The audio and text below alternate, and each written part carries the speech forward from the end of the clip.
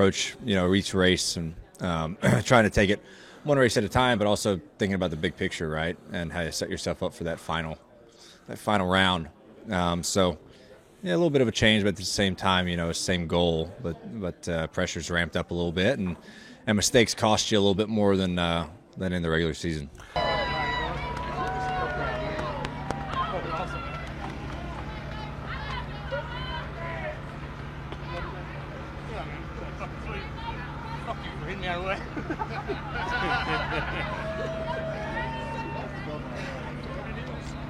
Sorry. That's fine. Obviously, a lot of folks here, a lot of drivers are happy about what just happened today. You have to feel that, right? Yeah, I mean, I've been super fortunate to grow up with a lot of these guys. Some of them I call really close friends of mine. And all you want is a shot at a championship, and you get your shot when the playoffs start if you make them. Okay, you have a shot. But then your real shot is, you could get to Phoenix, right? So, it's just nice to have an opportunity to actually race for a championship. Hopefully we can maximize the weekend. We'll just see. I'm excited for it. It's gonna be fun. Ryan's got a great history here at Daytona of being so close. Your thoughts, your feelings, your emotions as you head into this year's Daytona 500. Yeah, it's nice to be back. It's always shows that like the season's here now. We were in the Clash, stuff like that, but when you finally fly down and touch down here in Daytona, it's like, okay, we're here, and season has begun. And I've, like you said, we've been close here a few times. I probably had a really good shot to win this race 3 or 4 times and just came up short. And you hope to learn from those past experiences and apply what you learned and try to do them differently, and hopefully the end result is better. So been fortunate to be in a position to try to win. It's just the win hasn't come. So come Sunday, you just hope that you're in the you're running at the end. You're in a spot to try to win the race. That's the first part of it. You have to make sure you're there and you're running and survived it. But you just try to learn from your past time here and try to make sure that you can make the best of it. You've finished 4th, 2nd, and 2nd here in the Daytona 500. Do you look back at video and go, I could have done that, or it's just like, man, it's a chaos at the end? Yeah, I definitely look at video. Every year, you come and you look at the most recent race, and figure out, okay, hey, what did I do right? What did I do wrong? And let's figure out to do something different in those situations. Looking at the end of the 500 last year, would I have done something different? Now looking at it, yeah. And you're going to learn from those things. In the moment, you think you're making the right move, but obviously it didn't work out, so you didn't make the right move. So, you always learn from that stuff. So we watch a lot of video. At least I do, and you try to pick out things that you want to improve on. Yeah, things happen in NASCAR racing so quickly. Can the average fan like us, can we appreciate how quickly you have to make decisions in the car, or is it just instinct? Yeah, it's hard to compare. If you've never done something before, it's hard to, kind of live it, right, or think about it, right? Right. And, so that's tough to do. I feel like a lot of what we do is a lot of instincts. It's a lot, especially the speedway stuff. Everything's happened really quickly here in Talladega that it's a lot of gut reaction, instinct. It's almost subconscious. It's like breathing, right? I mean, you're because if moves are happening and you have to, understand the move is developing, think about it, make your decision. You've missed your opportunity. It's gone. So it's a lot of experience and just going by kind of the seat of your pants and relying on your abilities to make the right moves. And sometimes you make the wrong moves. I mean, that's just part of it. You're never going to always make the right moves, but it's a lot of instincts and it's a lot of really millisecond reaction. And that's hard to kind of tell people who've never had that, kind of in the moment of needing to make this right now, or you're going to miss your chance, or you're going to wreck. That's tough. People do that in every sport. Like, why'd that quarterback throw an interception? Well, things happen fast. It's even faster, in racing. Yeah, it's with everything, right? Yeah. Every sport, it's split-second decisions, and people are going to make the wrong ones. No one's always going to make the right decision. So I can relate to those, other athletes out there who you hear people like, why did he do that? And you're like, well, he had to make his choice right then, and he made the wrong one. I mean, it's going to happen, and I've been in the same boat. One of the things that I do love about NASCAR racing is the in-car camera. You know what I mean? That puts us in the car with you in many of those situations. That has been I think that's been one of the great additions to NASCAR, and I think it has helped, generate more fans when they see that. For you, as you approach the 2023 season, how do you take the next step? Because you're with a great organization, you've had a lot of success. How do you take that next step? Yeah, I mean, you just always want to keep getting better, right? I mean, we had a good year last year. It's just we could never really close out when we needed to close out, and missed out on wins and making a run at the championship. So, you're always just trying to figure out as a driver, at least personally for me, okay, what do I struggle with? Whether it's behind the wheel or throughout the week, like prep work, what do I need to improve on? It's just like on-track stuff, right? You go back and watch film. It's kind of go back and assess your season. Okay, this is what I really need to improve on. And your team as well. Hey, we struggle in this department. Let's try to get better here, on pit road or pit calls. Everyone's working together to try to get better. So I think for our group, if we can just figure out how to close out races a little bit better, that's going to be really successful for our team. Mm-hmm. At 29 years old, you're no longer the young guy. You're kind of in the prime, right? That NASCAR driver is usually about 29, 30, 31. Yeah, I hope so. I like that. I like that reasoning. But, yeah, it's gosh, I mean, it's been hard. It's so hard to believe. It's been so long. And, I was talking to Mr. Penske the other month. I'm like, could you believe it's been 10 years since I walked in here? Because I signed with them in the summer of 2012, and it's unbelievable to me. It's already been over 10 years since I've been in, with those folks, and they've been so great to me and shows you how time flies. So hopefully, I like your idea in the prime and the sweet spot. All right, so you're saying you like prime, and you're my pick to win on Sunday. I appreciate that. All right. All the help we can get. All right, very good. Ryan Blaney, we appreciate the Thanks, time. guys. As always, great to see you. Good luck. I'd like to be a little bit better, but still early, so hopefully we can turn around and get some good finishes here soon. Ryan, talking to some different spotters, and you had that chance last week to help Joey out in the truck race. What do you learn from an experience like that? It's definitely a unique experience. When he asked me to do it about 3 weeks ago, I didn't really know what to say. I was excited to do it, but I warned him that it was about a decade since I did it last time, and my driver wrecked. Yeah, so last time I did it. Now, I wouldn't say it was my fault he wrecked, but it was a unique experience. I'd say the most unique part about it was kind of listening to the tower in one ear, listening to the team in the other ear, trying to kind of, not mess that up and not miss anything NASCAR's saying if it's important. But Joey made it pretty easy on me. He led the whole thing. So that part was super easy. But, that was fun. I froze my tail off up there, but at least that was pretty cool to go down to victory lane and kind of be on that other side. But, yeah, it puts a whole new perspective on the job that those spotters do up there. How important is it to have the right person in your ear? I think it's really important. Me and Josh have been working together for a long time, and he's someone you get comfortable with and you kind of know and trust. And, the dirt race is one thing. If Joey asked me to do Talladega for him, I'd say no because I'm just not, experienced enough for that stuff. So really important. And luckily he trusted me enough to, kind of keep his race in my hands a little bit. I mean, he's driving the car and he's making the decisions, but I can just kind of give him advice. And, it's really important. Would you want him to spot for you in a race?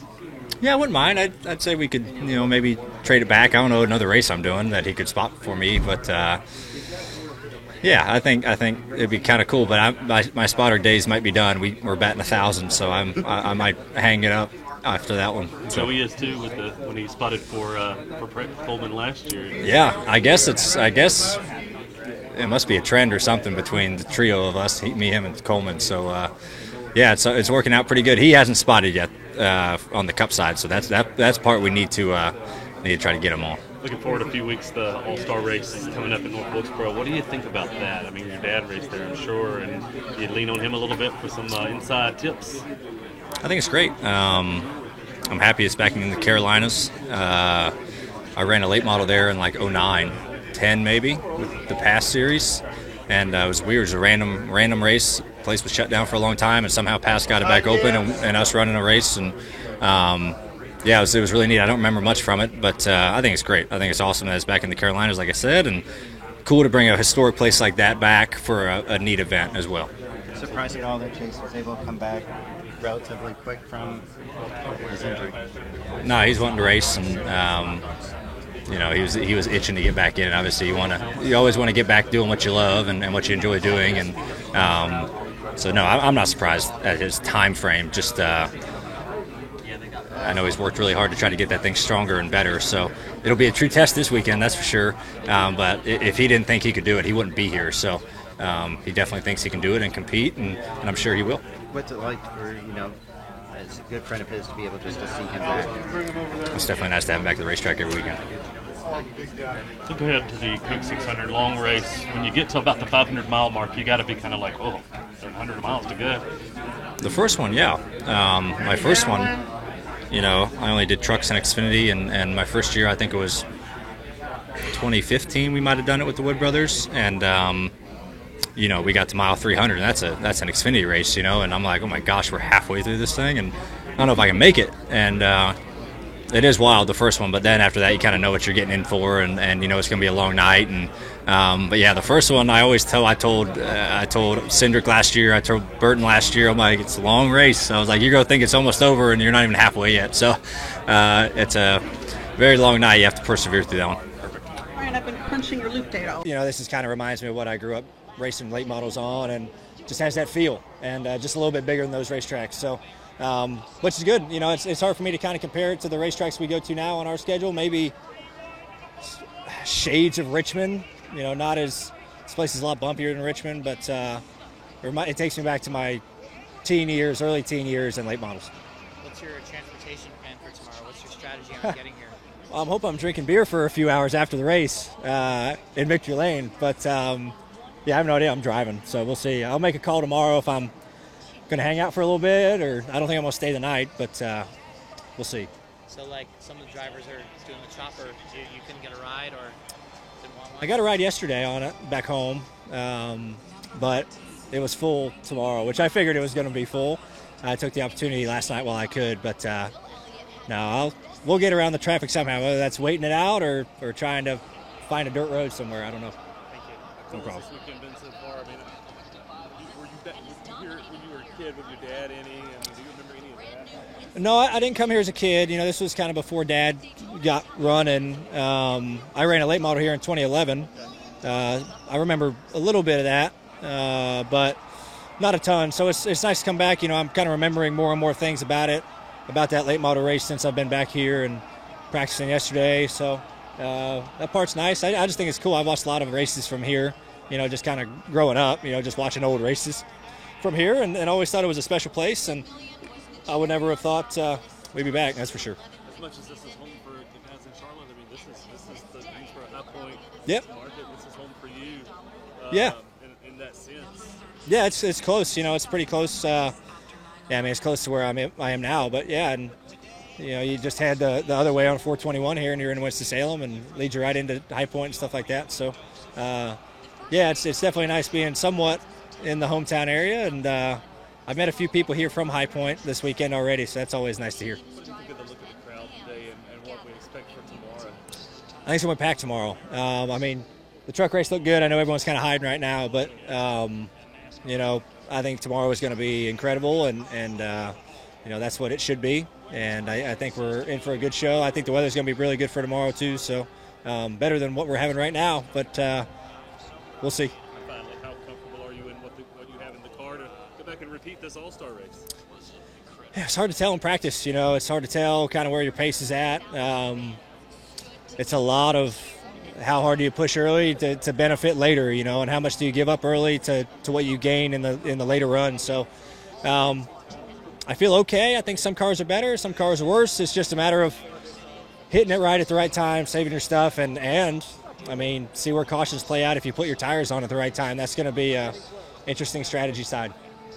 I mean, it's really just pure excitement. I don't know if it's relief. You go try to win every race that you are in, and sometimes you just don't win for a little bit, and things don't really go your way. But just got to keep in it and just it's what we did, and had a great car tonight, and was able to stay up there all night and just hang with the track. But no, all excitement, not relief, pure joy.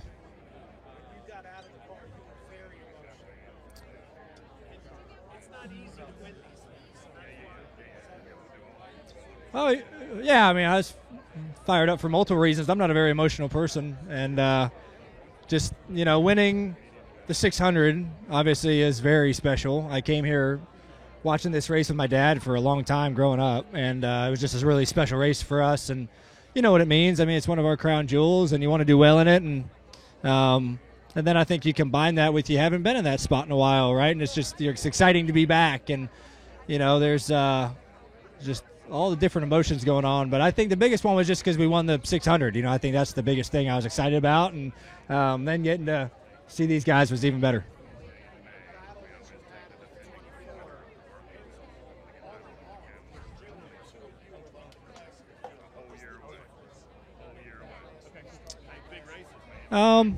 Yeah, I mean, the 24 was good. The 45 was good. The 20 car was good all night too. But I think the biggest, I just wanted a shot on the front row. I felt like, he, with the number one pit stall, he kept getting to lead the race and kind of control the restarts. And I thought we were better than him, but it's hard when you're not the control car, especially if you're not on the front row. And I figured if I could just enter 3 side by side with him, I had a good chance to clear him off of 4. And, fortunately we were a nose ahead when the caution came out, and then it let us control the restart, and we could really drive away then. So more restarts than I would personally have liked to see. I thought our strength was running and kind of getting laps under your belt, but just worked into our favor, that's for sure.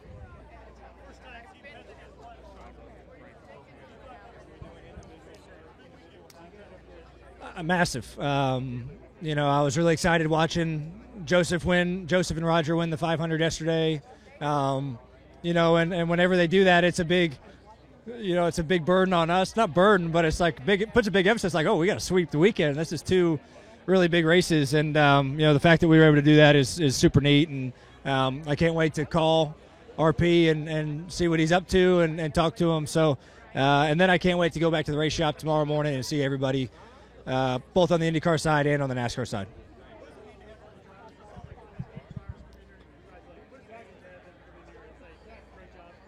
That means a lot. A lot of us are buddies and friends, and grew up together, and we support each other. Some guys you don't support or don't support you, but it was cool having Bubba and William come in here, and Jeb Burton and Harrison Burton and Joey. It just means a lot. It means a lot. I've known those guys for a long time, so super cool that happened. Yeah, hopefully it's a big spark.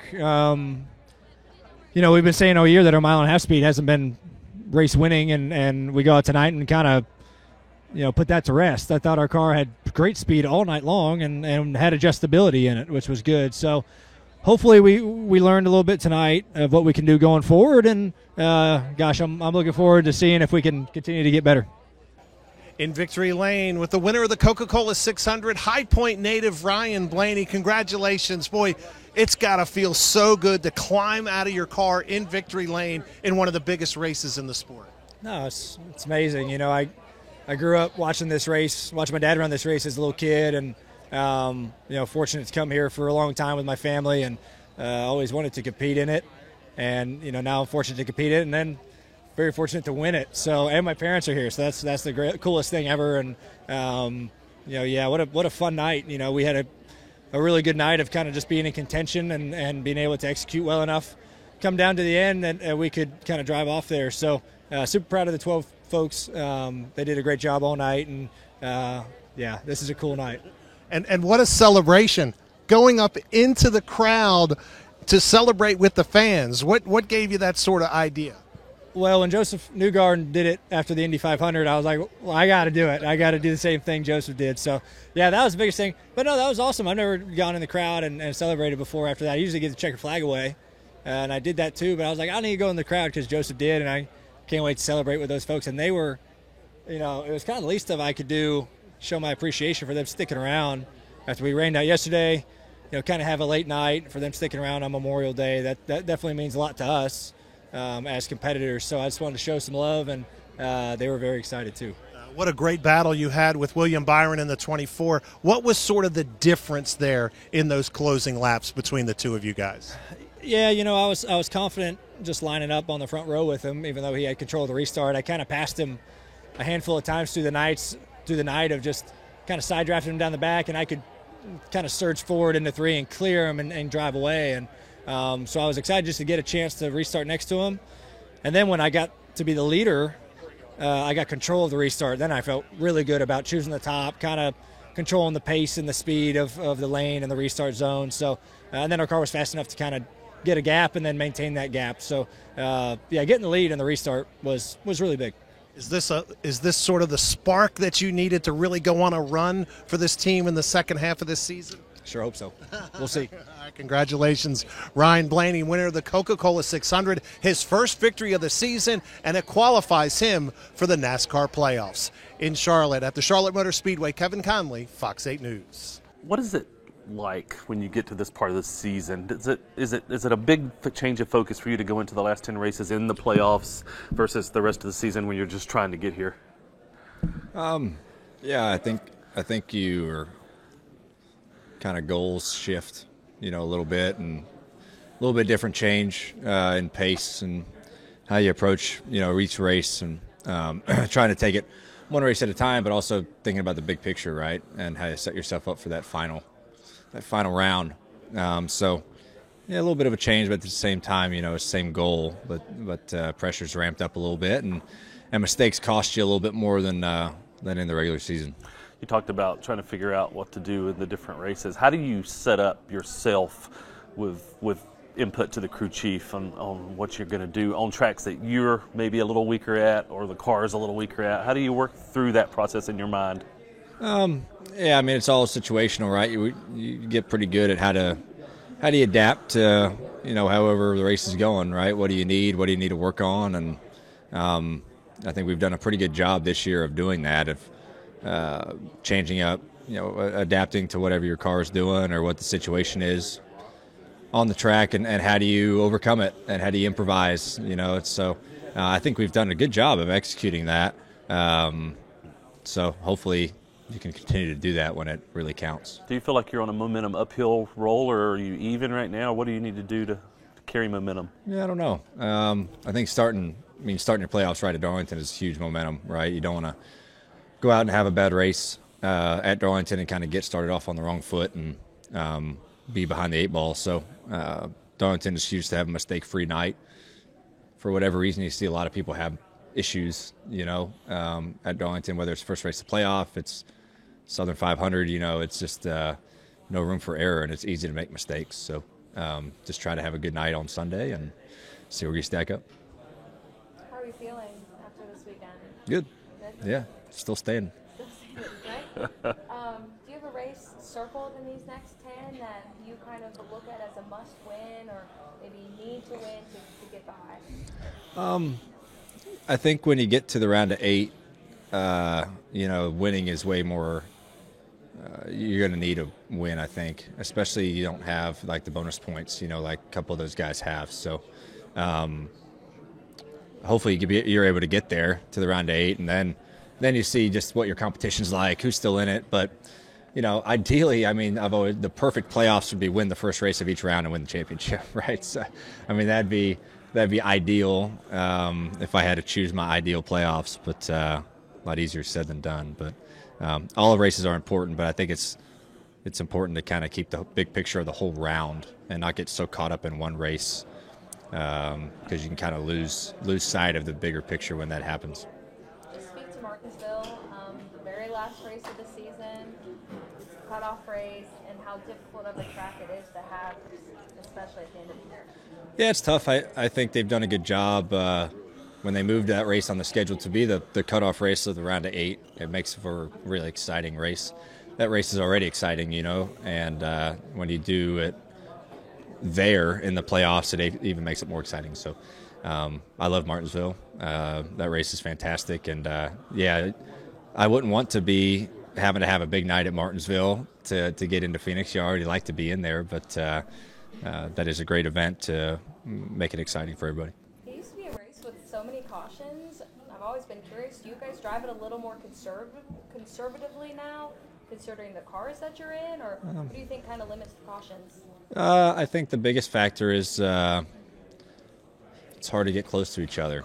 You know, we've kind of talked about the aero stuff at short tracks being a little off, just hard to get close to somebody, and it's kind of the same thing in Martinsville. You know, it's been really tough to kind of get up to someone's bumper, and you know, if you have to move them out of the way or like side-by-side racing, it's just hard to get there. So I think that's what comes from the lack of cautions, right? Like, you're not going to have anybody, especially nowadays with these cars, like no one's going to spin out on their own. You know, it's hard to do there.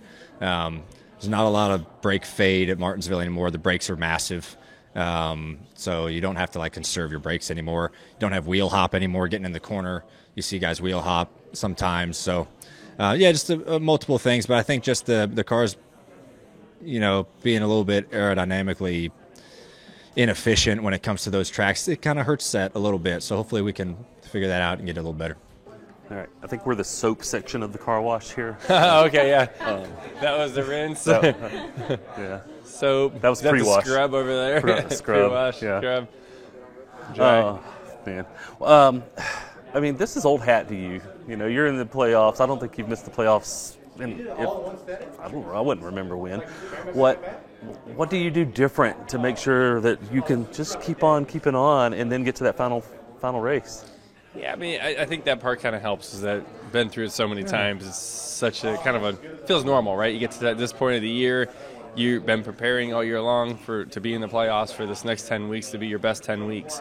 And you fire away like you know how to, right? We've been here plenty of times. We have a plan for how we get through each round, and we go execute the plan. This is a dumb question, but it came into my head as you were answering that one. Does this ever get old to you? Like being in the playoffs or being in racing the for playoffs, championships? going through the motions of the things you have to do, all of the extra stuff as a playoff driver that you are faced with.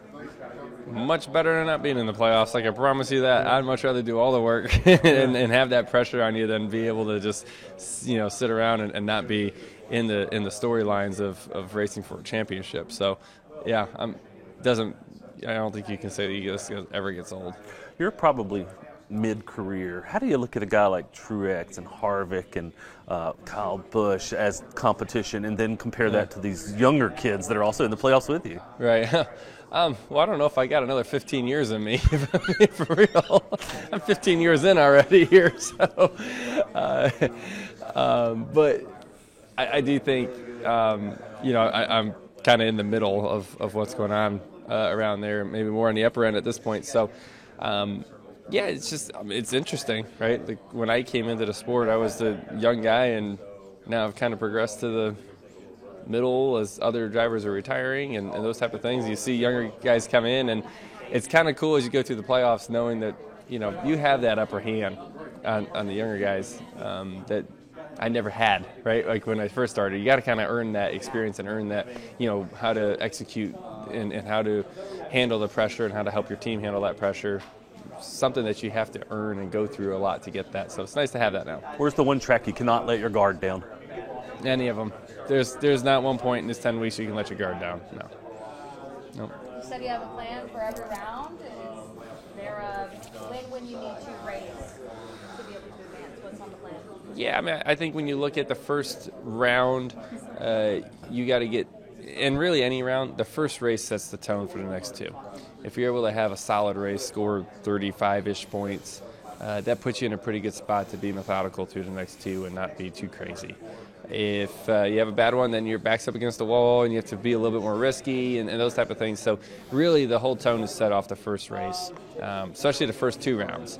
Then you get to the third round, when round to 8, you pretty much got to win at that point. So you're firing away with all you got, or you got to top 5 it out. So really pretty much win would be the goal on that one. Obviously, we know the final round, what you got to do there. You don't want to wait till Martinsville to win, right? I'd rather not. I'd rather not. I'd rather win the first race in the third round. That's worked out pretty good for us a couple times. Would you have believed a year ago at this point that you could really be a championship contender first year out in that car? Was it that strong in your head, I can do this? Especially the way it all sort of came together last year anyway. You know, I knew we were going to get better. I didn't know how. I just didn't know where it was going to start, I guess. But the amount of speed we've had from the get-go, amount of potential, all that stuff's been really. I've been really impressed by how the team goes about things. I've really, really loved every minute of it. What is the dynamic between you and Bubba and Denny, all three being in the playoffs? How will y'all work together, or how will y'all compete against each other when push comes to shove? Me and Bubba have serious moments where we'll really dive into, what's ahead for the weekend, or post practice debrief, whatever. But most of the time we're pretty sarcastic with one another. It's a lot of fun. But yeah, three of us never really get together too often. Normally it's just kind of one-on-one talking to each other. But between Denny, Bubba, I've been able to ask Martin Truex about things, been able to ask Christopher about things, and Ty's been very forward with a lot of information that's helped me as well. When you look at these next 3 races, which one do you feel like you have the best likelihood of winning, or is there one that you have circled?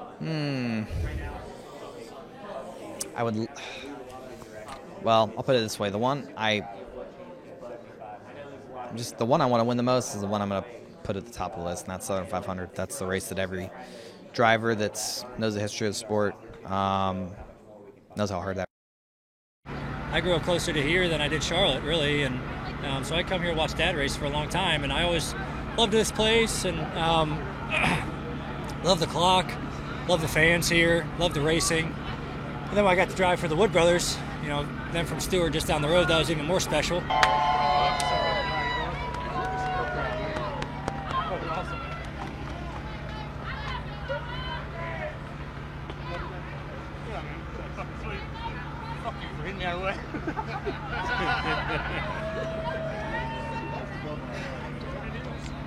Sorry.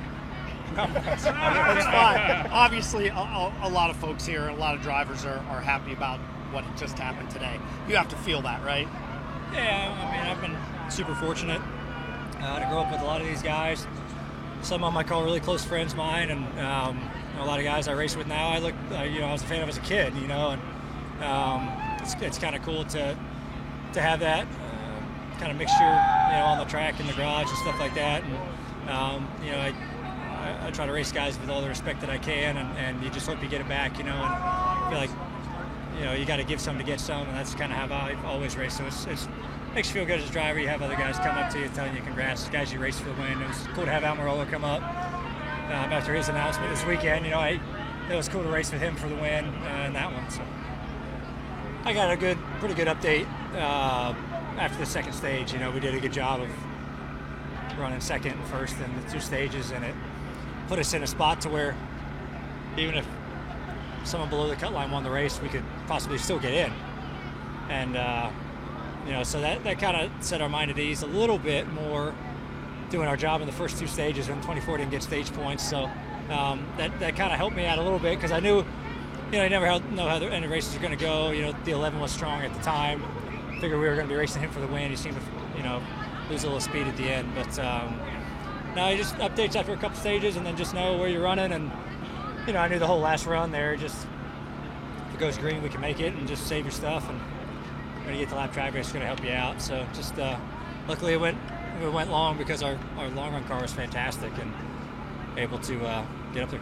Validation for you personally, getting this done the way you got it done and moving forward? Oh, it's always awesome to win your way in, like you said. We had a damn good shot last week, at Homestead, and just missed it there at the end. And it was nice to come in here and do this, and make a statement. And it's always, I feel like I would prefer probably to win Vegas and be locked in early. Winning this one is great, coming off super great momentum, for Phoenix. So this is the one I want to win. I think everyone's going to be just absolutely ecstatic for next week. I'm looking forward to getting out to West. Ryan, this is your first time ever winning here. You mentioned on the stage just how special it is and the close connection. Just talk about that aspect of the victory. Yeah, I grew up in High Point, just a little bit south of here, and I grew up closer to here than I did Charlotte, really. And so I come here and watch Dad race for a long time, and I always loved this place, and love the clock, love the fans here, love the racing. And then when I got to drive for the Wood Brothers, them from Stewart just down the road, that was even more special.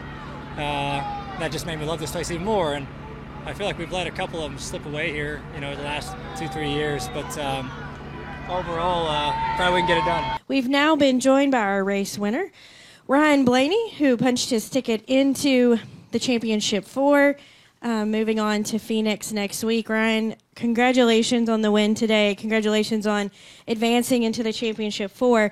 Before we go to questions, take us through those last couple laps from the vantage point of your seat in the race car, but also just take us through this week and kind of getting to this point and knowing how important this race was to you and your team.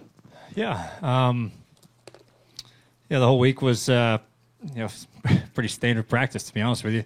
Kind of riding momentum from Vegas and Homestead and knowing we run pretty decent here. So just hoping to build off things we know and things we've learned throughout the year. So just proud of the effort. Amazing car all weekend. Was able to work on it and even get it better and better. And the last handful of laps, you're just hoping for no yellow, right? I mean, you're through to the next round, and then you hope no late yellow to where it can really become a bad deal. So just want everything to end, but just proud of the effort. Amazing couple days, and hopefully another amazing couple days next week.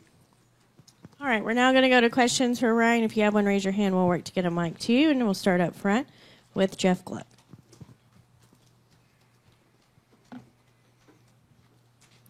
Ryan, how much of a different driver are you now compared to last year? I don't know. I think, last year, I talked about making a couple mistakes in this round, at Vegas and Miami. It took us out. It kept us from getting to Phoenix. And, all you can do is you try to learn from those, right? Try to be a smarter race car driver, try to understand the bigger picture. That's like the biggest thing. So at least that's the biggest thing I took away from it, right? Okay, everyone makes mistakes, but do you actually learn from your mistakes or do you keep screwing up? And we learned from them, and we've been able to have a really, really good 9 weeks so far in the playoffs. Proud of everyone's effort on our group. But yeah, I feel like you just try to learn from your mistakes, think of a bigger picture, try to become a better race car driver, right? You're always getting better. Like, it doesn't matter how good you are or how bad you are, you're always trying to get better. And always trying to evolve your skill set and try to pick things that you don't do well to try to do better. And we had a lot of talks this offseason, Jonathan and I, kind of me internally with myself. It's like, okay, what are some things you don't like about how you approach the weekends? And let's work on them. Let's try to figure it out and make them better. And I think we've done that, and it's definitely showing. All right, we'll go to Lee right here. Lee Spencer, CatchFence.com. Can you just talk about making the Championship 4 for the first time? I mean, it's what everybody works to achieve, that and a title. I mean, Chris Gabehart said making the Championship 4 under this format is the same as winning a title because it's just so damn hard to get there. Can you just talk about this accomplishment during this period in your career? Yeah, it's definitely hard to do it, for sure. And, kind of, and even coming in like we did to the playoffs, like not having a lot of playoff points and stuff like that, and then just outperforming people, right? I mean, just doing a good job and executing really well, and that's all you can ask for. So, yeah, I mean, all you want is a shot at a championship, and you get your shot when the playoffs start if you make them. Okay, you have a shot.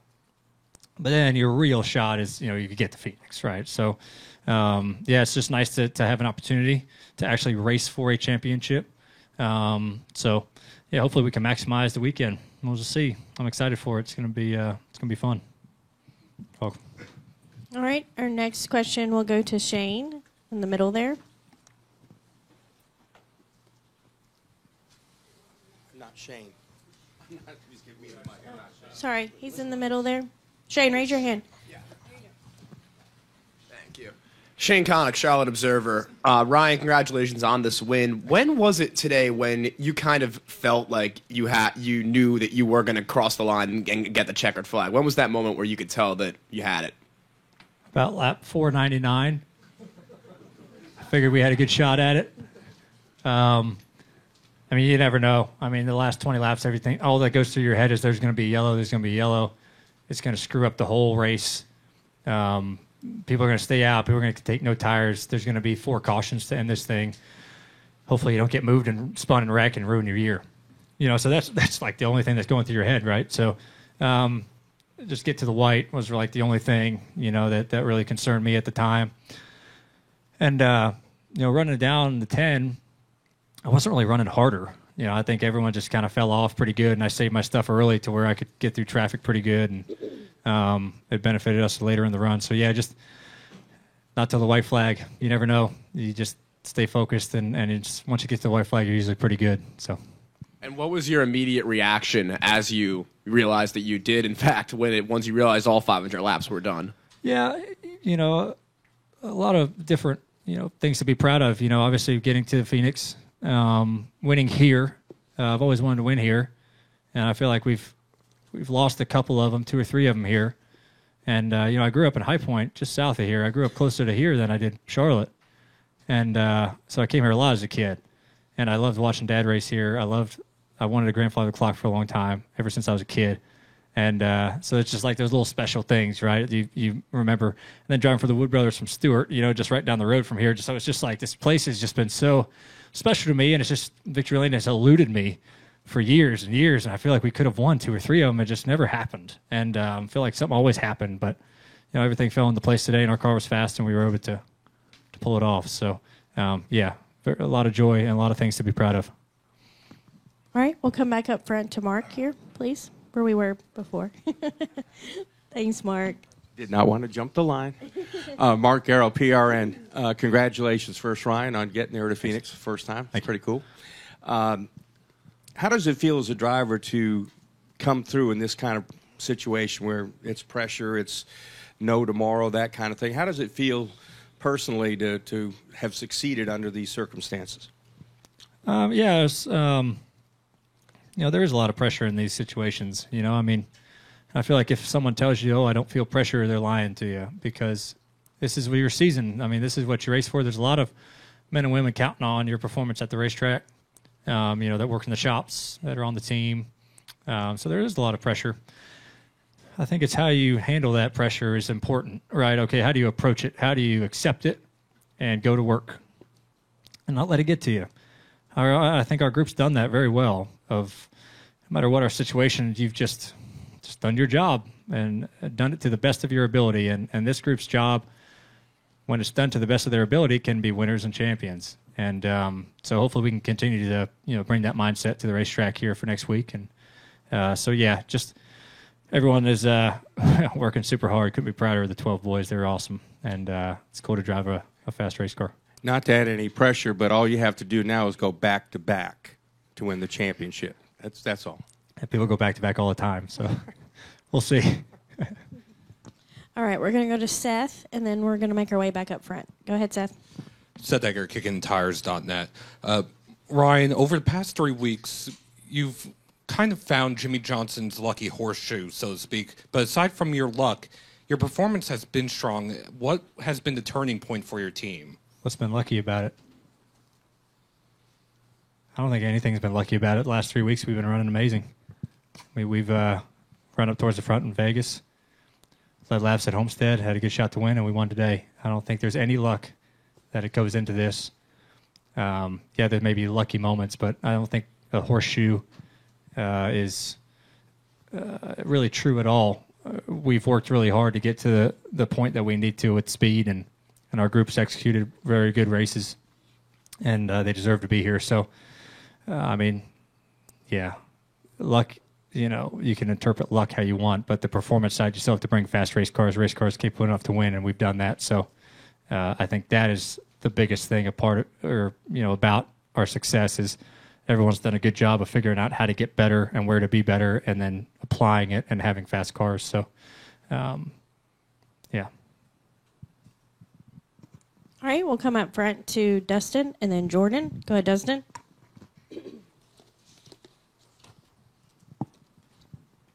Dustin Long, NBC Sports. Ryan, you've accomplished a lot of great things in your career.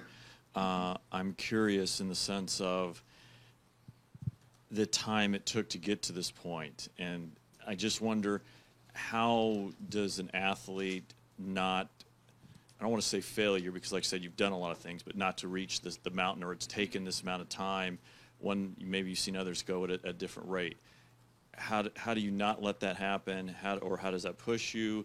Or how do you handle that? Because obviously, look, you still got a lot of great years and you've done a lot of great things, and maybe this is the start of 7 in a row, but the path to get here and how you didn't let it defeat you, I guess. Yeah, I mean, there's been some bumps in the road for sure. Maybe not being as dominant as you want to be, right? Or as some of the other guys that, around your age kind of came in at the same time, right? You want to be the best of that crop, right? We haven't, right? We haven't had the successes, as like a Larson, a Chase, those people. But I try not to let that get to me, right? I kind of try to let it. I mean, Chase and I are great friends, and it kind of motivates me. Like, man, I want to be that guy. I want to be that guy winning a championship. All these races. I want to be that guy, right? So I think it motivates me more than anything. And you're happy for your buddy, right? But it does motivate you to try to be a better driver, to try to be a better, driver on and off the racetrack, and be better at what you do. So I don't really let it get to me. I think it motivates me more than anything, just to try to work on the things that you think you can do better. And I think that's the biggest thing that's helped me out this year is like you're picking it's hard to do. You're picking out your flaws. Like you suck at this and this and this, and let's change things up to make it better. Sometimes that's hard to kind of admit, if like you don't want to ever admit your flaws, but I think it's helpful for growth. So I think that's been something good that's kind of helped me out for this year. Hopefully that answers your question. I'm curious, is there a way to describe what it has been like? I know there's still another step to take in this mountain, but to climb this mountain, do you feel like it's like breaking the glass ceiling in a sense of getting over doing this and what this journey has been like to get to this point? Well, it's definitely nice to get to Phoenix, right? I mean, that's something I think this is my 5th round of 8, and we haven't been there yet. I had 4 before this. I didn't get to Final 4. So it's nice to accomplish that, okay? And now you have a chance to race for a championship. So, hopefully you just do your best next week. So, yeah, it's always nice to kind of take the next step in your career, and I think this is a good next step for our group and me personally. So hopefully we can make the most of it. Yeah. All right, Jordan.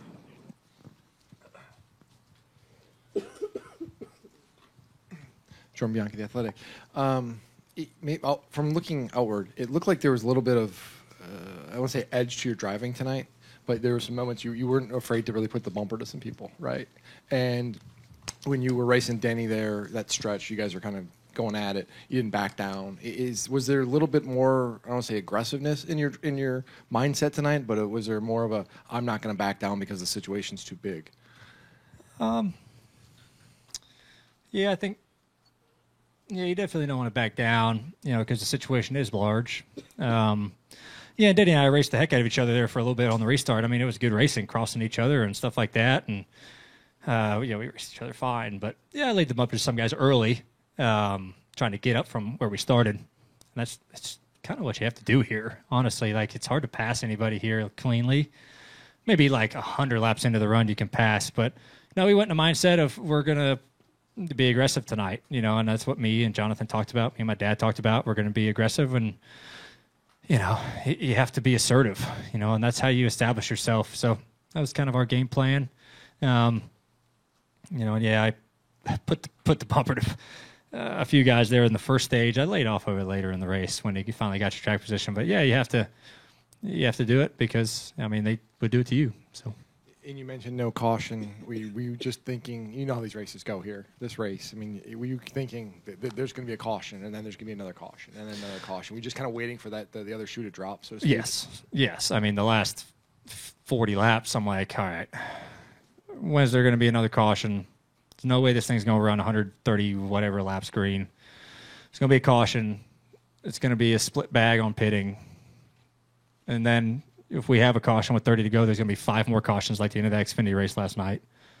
And you never know what's going to happen, right? You can get dumped and spun. We've done all the right things tonight, and one caution could ruin it because you get jumbled and you can get punted and spun. And so that's the only thing going through my head. Kind of once we got the lead, I was like, all right, we probably have a decent shot here, but that caution's really going to screw everything up. So just hoping for no yellow, but that's you never know what's going to happen. But you have to be ready for it, and don't know how it would have played out if we did get a yellow, but fortunately for us, there wasn't one. All right, we're going to go upstairs to the press box. Go ahead, press box, with your questions. Jim Utter, motorsport.com. Congrats, Ryan. I was just curious, on paper at least, or from the outside, you seem to have a very similar season as last year's champion and your teammate Joey Logano, where you guys won earlier in the season, seemed to have some struggle finding speed, and then had some very timely wins in the playoffs before coming away with the championship at Phoenix. I was just wondering, do you see similarities in that this season for you guys, or do you think your path with your team has been sort of more unique? No, that's nice you pointed out to me. Yeah, I think there are some similarities. I think the playoffs for us, for Joey last year and me this year, have been fairly similar. And just peaking at a really good time, and that's kind of what that group did last year, and we're definitely doing that this year. So yeah, it's good to have the support from everybody. Our groups work really closely together. Me and the 22 and the 21 as well. We all work really close together, and I think that's been good to kind of get information from everybody. So it's been fun to work with Joey on that, since he was out of the playoffs early, kind of working with Joey through that stuff and picking his brain on a few things. So yeah, it could be. Hopefully it's identical next week of what Joey's end of the season was last year. And just a quick follow-up. I was just wondering, with what Joey did last year and what you have done so far in the playoffs this year, I don't know if it's the car or just the state of the series right now, but do you feel like it's too early or to ever count any driver or organization out when it comes down to the playoffs? Yeah, I think you make a good point. I don't think you can ever count anybody else out, any team out. Especially with this car now. I've always related this sport to a big circle of performance, right? You have teams on top of the circle for a long time, doing well, and then they'll dip down. Other teams will find something, or what they're doing is not working, and and that's how you react to it, and how you get back on top of it. And it's just a big circle, and you see that all the time. And it's about peaking at the right time, and our group is doing that. There's no secret this summer. We struggled. Our group struggled, and we just went to work. They didn't get down. Our group didn't pout around. They just understood where we needed to get better, and they got better. And that's the group you want to drive for, and that's why I'm excited to be at Team Penske and excited to be around those folks. So, yeah, just a lot of hard work by a lot of great men and women, and big testament. That's a team you want to be a part of. So lucky to be a part of it. Joshua Weatherman with Short Track Report. What were your opinions on the new Goodyear tire compound used here today, and do you think it's a good step forward for short tracks? Yeah, I don't know. It's kind of hard to tell. It laid some rubber down. The track got dark. It kind of got some clumps in it.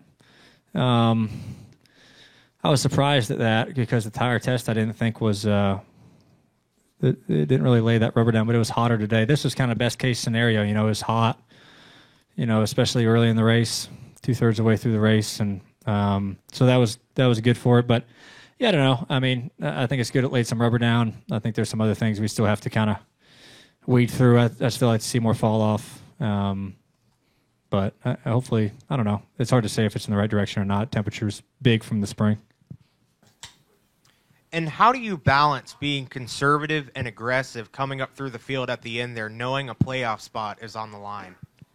Yeah, it's just how every driver kind of approaches it a little bit differently. When you go, when you save, how much you save, tire-wise. I kind of started doing that in stage 2 when I was behind the 11. I saved a good amount of tire behind him while able to keep pace with him because I know, it's hard to kind of see the leaders get the lap traffic and kind of get stuck. And they need some tire to kind of be aggressive through them. So I just was like, all right, well, I'm just going to save tire. And if he pulls away from me a second, it's going to come back whenever he catches the tail end of the field. So I'm just going to save it. And it benefited for us there. So I kind of had the same game plan and then started stage 3 there when we made our last pit stop, just save tire and see how long it goes, and I think it's going to pay dividends on the back end if it did go green. Ryan, Bruce Martin from Speed Sport and Forbes Sports Money. Have you heard from Mr. Penske yet, and what did he have to say if you have heard from him?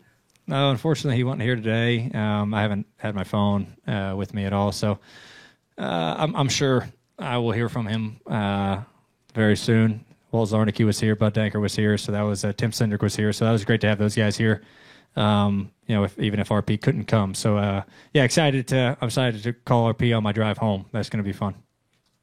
And about 45 miles to the west of here is Stewart, Virginia, home of the Wood Brothers, and they're the ones that gave you your first ride here in NASCAR Cup Series racing. And at a moment like this, I mean, do you think of Leonard? Do you think of Eddie? Do you think of Lenny? And the fact that they really helped give you your start and helped get you to the point where you're at today. Oh, for sure. I think that makes this place even more special to me, getting to drive for those guys for a couple years.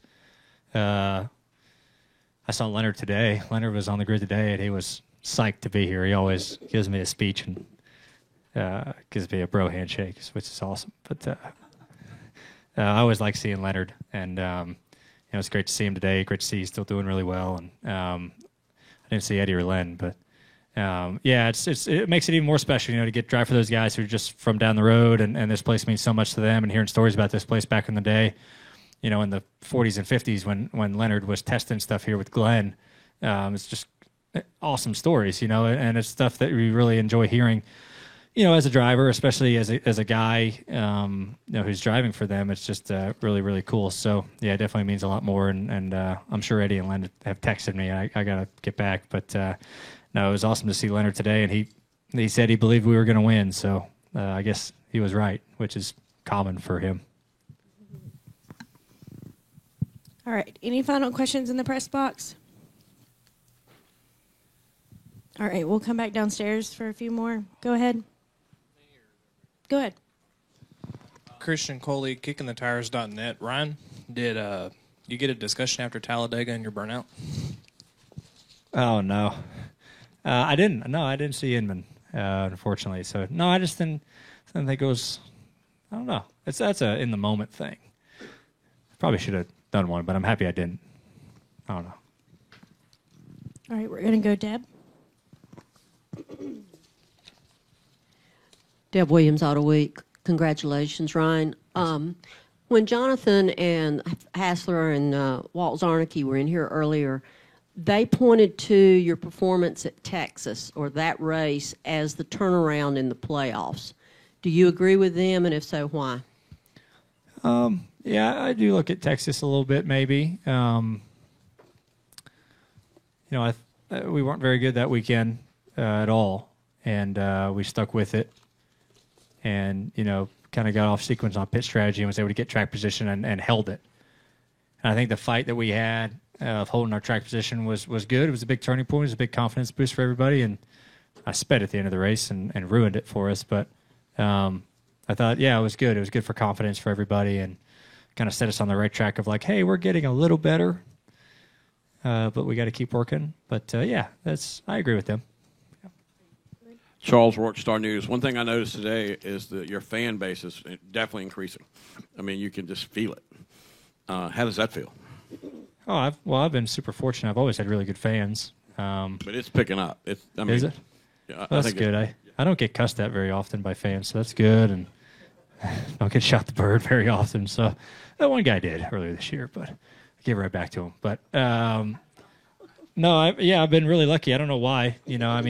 People ask me all the time, how do you get fans, or how do you, if you were running for whatever, how do you get people to vote for you? I'm like, I don't know. I just kind of am who I am.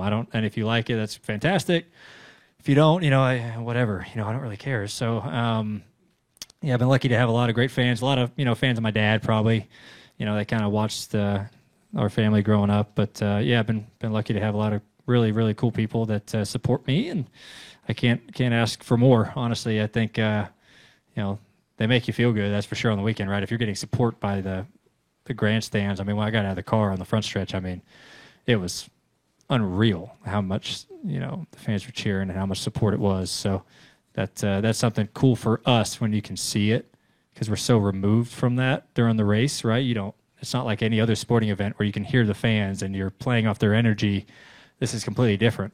So it's good to see that stuff especially after you haven't seen anybody for 4 hours. It's nice to get out and see a bunch of people cheering for you and smiling faces. All right, we're going to take one final question. Go ahead. Hey, Ryan, Damian Sordelet with the Roanoke Times over here to your right.